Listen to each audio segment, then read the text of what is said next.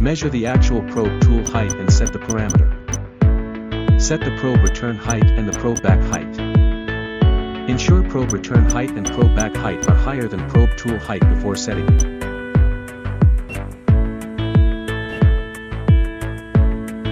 Fix the probe at the desired position and set its machine coordinates. Set the probe trigger height as previously shown. It is recommended to keep the probe return and back heights 3 to 5 mm above the probe trigger height. Set the value here to match the markings on the side of the probe.